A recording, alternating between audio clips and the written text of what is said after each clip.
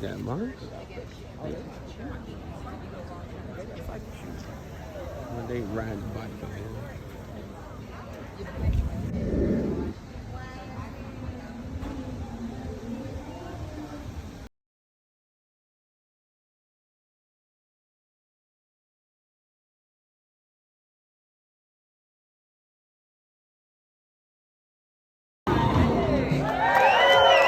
Are you really ready? Okay. I'll give you a B plus. We'll try one more time. Welcome to the inaugural RAD Half Marathon and 10K. You're part of history today. How about that? As you embark on this first year of the RAD Half and 10K, we are so grateful for the city of Asheville. Let's have a shout out for that. It takes a lot of work to put on a race like this. Okay, we're going to go ahead and we're going to sing the national anthem.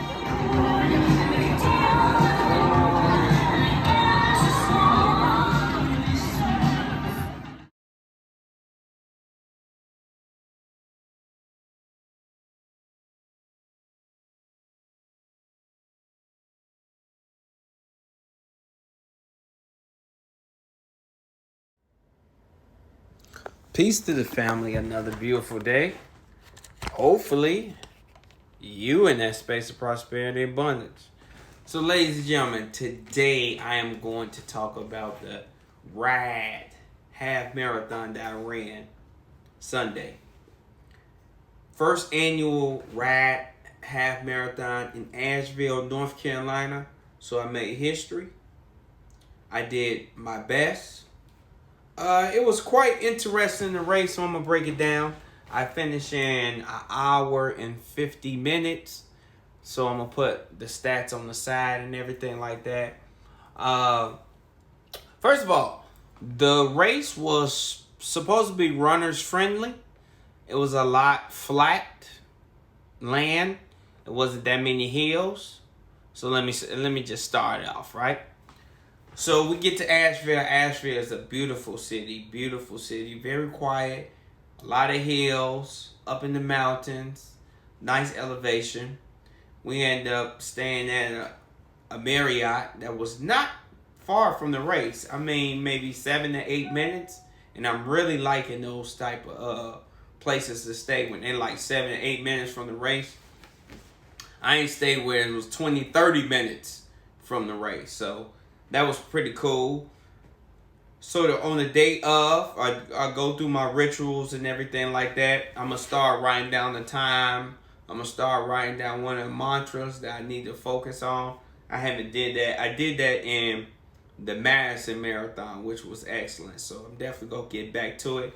I just need a Sharpie pen. So definitely go get a Sharpie pen. Matter of fact, at the end of this video, I will do that. So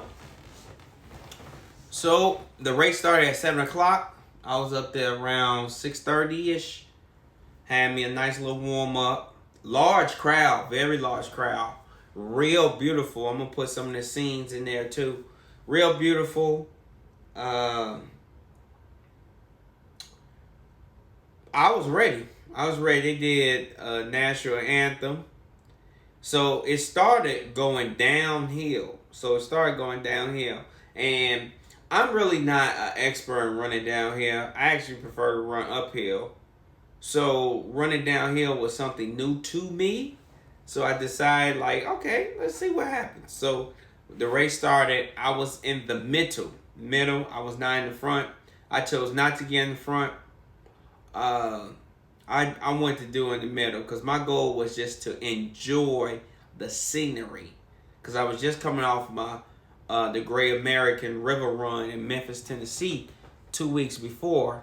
So I didn't really have time to heal and recover and train as much. So I said this race is all about seeing the scenery. So we start off going down the hill. My first mile, my pace was 8:15. And 8:15 occurred because first of all I started in the middle. I didn't really start up front. Not only that, it started downhill. Then it started going uphill a little bit, which I was prepared for because I knew mountains.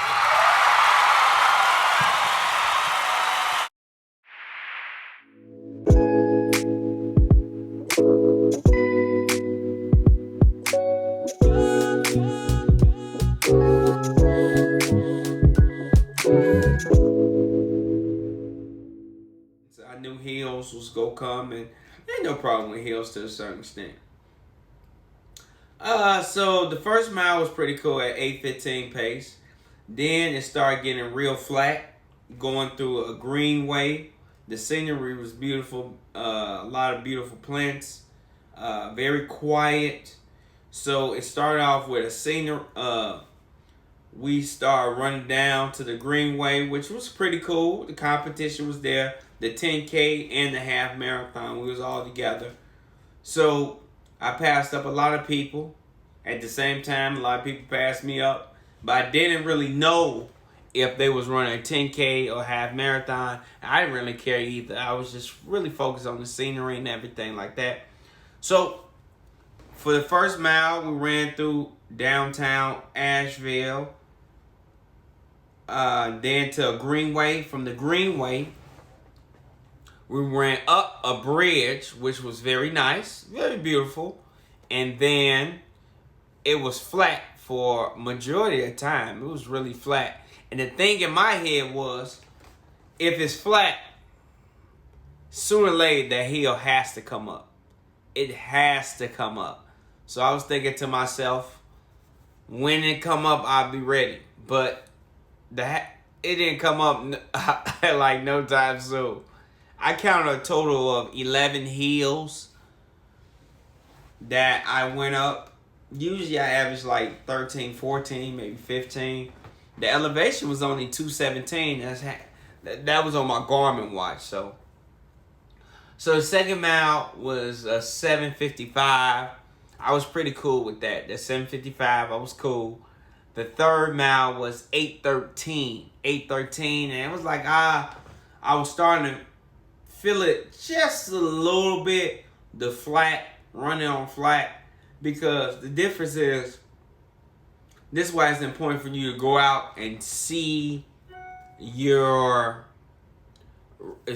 you're running at and everything like that. So I was running. I'm always in my head, I'm thinking like, okay, that hill is coming, so I gotta be ready for that. So I had to adjust to running on the flats. So at mile 3, it was 8:13. Mile 4, 8:16. So my speed I started to slow down just a little bit. I wanted to maintain from an 8:08 to 8 pace to maybe 9 pace. 9 by 8:30 pace. So the first 4 miles I was rolling. The 5th mile, it was good. 5th mile was interesting because in this half marathon, it was a lot of fast women.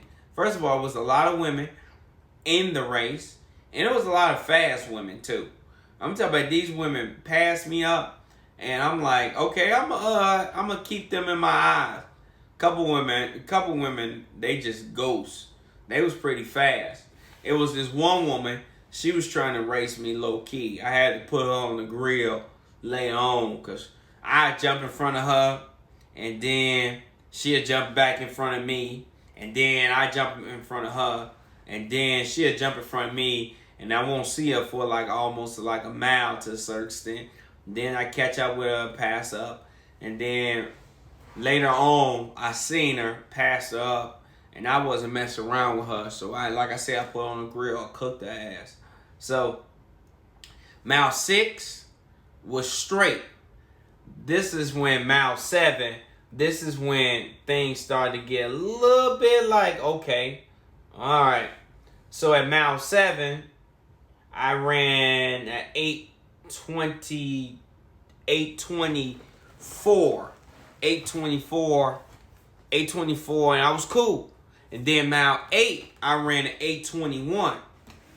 From that 8:21, that's when a lot of stuff started changing, boy. I tell you.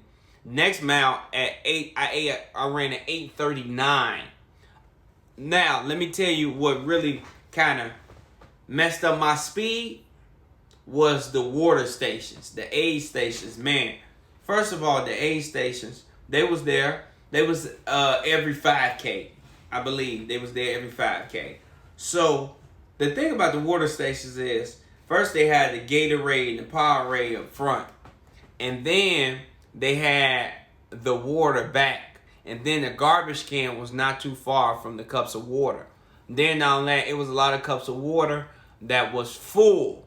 So grabbing that cup, I had to try to drink it at the same time, swallow it. So what I was doing was I was getting a little bit, throwing it on my face, and keep it moving. Try to not to litter, because I don't litter. But I was, at the same time I was throwing the water on my face, I wasn't that hot at all. So it was like, it was kind of tough, because I wasn't that hot. But at times I did want to stop, but I didn't stop. I just kept going. I kept going, and it kept going. So I'm around mile 9 and 10. Let me pull up the photos real fast. Mile 9 and 10. Oh my God. For some reason, I was fatigued on mile 9 and 10. So at mile 9, I went 8. Wait, excuse me. This was at mile 8. Mile 8, I did 8:39. Mile 9, I did 8:43. 10, 8:42. 11, 8:47.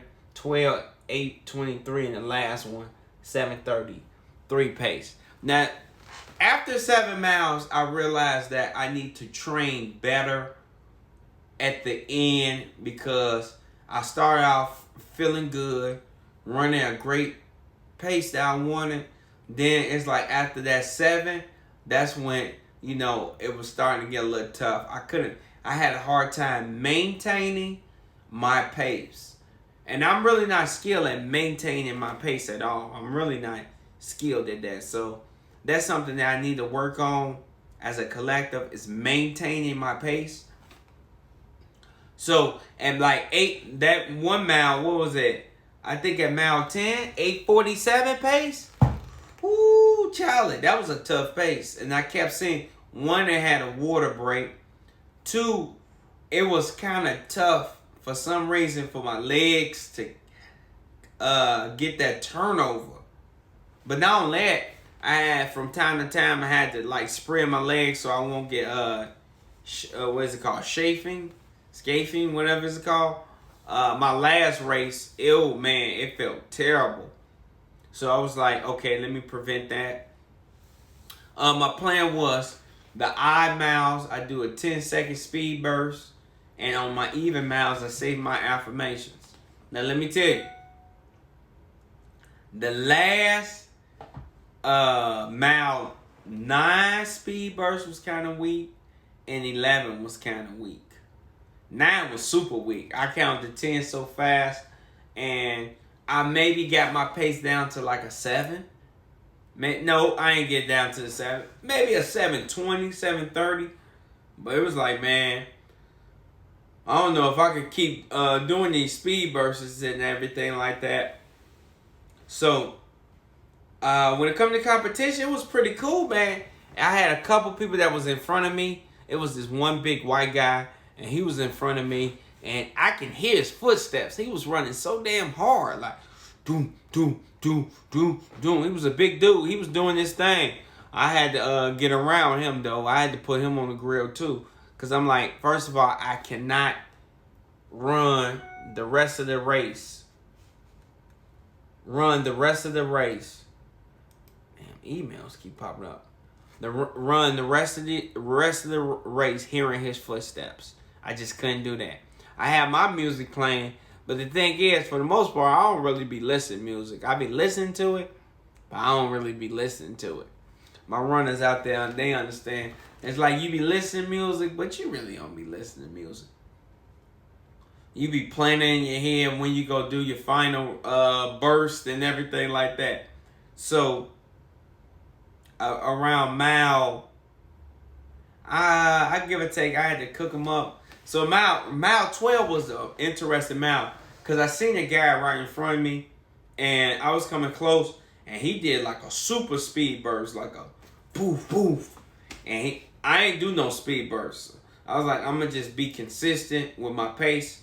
This time I was just trying to maintain about 8:40 pace, 8:30, 8:40. It was no 8:05s, 8:07s. The next race, I will be ready for that, because I know what I need to do. So yeah, he did a huge speed burst. But I kind of caught up to him, and I didn't know where the finish line was. I am so accustomed to finishing around where. So going back, because it kind of stopped recording. So going back, mile 12 was kind of difficult because I really didn't know where the finish line was at. I was so accustomed to finishing where the starting line at. So I seen people I was thinking that they finished, but I couldn't see it. So the guy in front of me kind of burst, and I kind of caught up with him. And I could have did another speed burst, but I just did not know where the finish line at. So when I hit the corner on mile 13, I seen the finish line. I'm like, oh, it was right here. I could have, did a super speed burst that runners kicked in. And I was by myself. I was trying to beat 150. When I hit that corner, I was at maybe 138. And I could have got under that 150, but it was like, One of the things, while running, a couple of things that I focused on was the realization that the things that I need to change, it happens during training and practice and not on the race. And I was really thinking about that a lot. Like, the things that I want to do different, it has to be implemented during training instead of implemented during the race. I want y'all to really understand that. So when it's game time, don't try to change and everything like that. You go with your plan. Now I know to go back and tailor my plan and everything, and recognize some of the mistakes I made. Like, one of the mistakes I made was running downhill. I was running on my heels. I was taking pressures off my front toe and putting it on my heels. And after I finished, my calf muscles been bulging. It's like it been really stiff and painful. So I've been really chilling. Like, for the most part, I've been chilling. I ain't been messing around when it comes to doing any type of physical work, because it's been so hard just to bend my legs. So that was the RAD half marathon. Excellent marathon, man. Excellent marathon. I recommend everybody to do that if you're in the North Carolina area. That was the first annual big half marathon. I definitely do appreciate that. Make sure that y'all share this video. Let me know what's the next race that you're going to do, because I'm still on my 50 states, 50 races. I have knocked out South Carolina, North Carolina, Wisconsin, Tennessee, and next month I will be in San Francisco running a San Francisco marathon, and that's gonna be California. So I'm really doing good. And also I went West Virginia. I keep forgetting West Virginia.